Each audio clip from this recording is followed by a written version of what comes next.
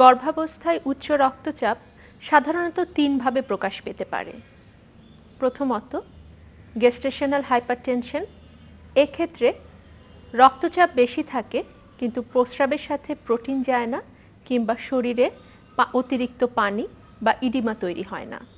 দ্বিতীয়ত, প্রিএক্ল্যাম্পসিয়া।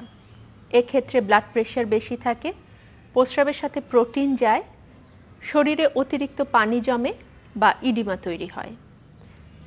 আর এই প্রিএক্ল্যাম্পসিয়ার সাথে যদি মায়ের খিঁচুনি বা কনভালশন তৈরি হয় তবে তাকে এক্ল্যাম্পসিয়া বলা হয়। বেশিরভাগ ক্ষেত্রেই গর্ভাবস্থায় উচ্চ রক্তচাপের প্রকৃত কারণ ব্যাখ্যা করা যায় না। সাধারণত 20 সপ্তাহের পরে গিয়ে এর উপসর্গগুলো তৈরি হয়। শরীরে পানি জমার বিষয়টি প্রথমে প্রকাশ পায় গোড়ালিতে। শরীরের ওজন 1 সপ্তাহে 1 পাউন্ড কিংবা এর বেশি বাড়লে কিংবা 1 মাসে গিয়ে 5 পাউন্ড বা তার বেশি বাড়লে এবং প্রস্রাবের সাথে যদি প্রোটিন যায় এবং ব্লাড প্রেশার বেশি থাকে তাহলে ধরে নেওয়া হয় প্রিএক্ল্যাম্পসিয়া।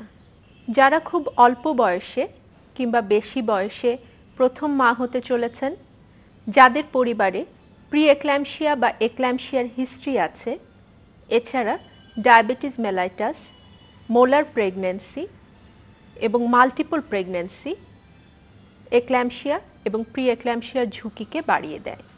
বেশিরভাগ ক্ষেত্রে বাচ্চা ডেলিভারি হয়ে যাওয়ার পরে এই ব্লাড প্রেশারটি আবার তার নর্মাল লিমিটে ফেরত যায়। প্রিএক্ল্যাম্পসিয়ার উপসর্গসমূহ: এ ধরনের রোগীরা খেয়াল করবেন ঘুম থেকে ওঠার পর তার গোড়ালিটি ফুলে আছে, হাতের আংটিটি হয়তো টাইট লাগছে।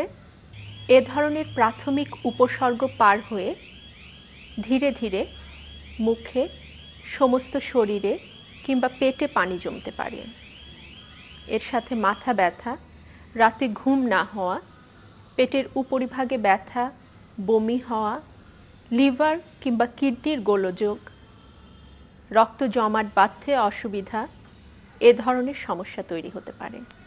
যে সকল মায়েদের প্রিএক্ল্যাম্পসিয়া থাকে তাদের গর্ভের বাচ্চাটির সাধারণত দৈহিক গঠন ব্যাহত হয়। তারা অনেক সময় সময়ের আগে জন্মায়, কখনো পেটের ভিতর মারা যায় কিংবা ডেলিভারির পরে মারা যায়। বাচ্চাটি পেটের ভিতরে যে পানির ভিতর ডুবে থাকে সেই পানির পরিমাণটিও এখানে কম থাকে।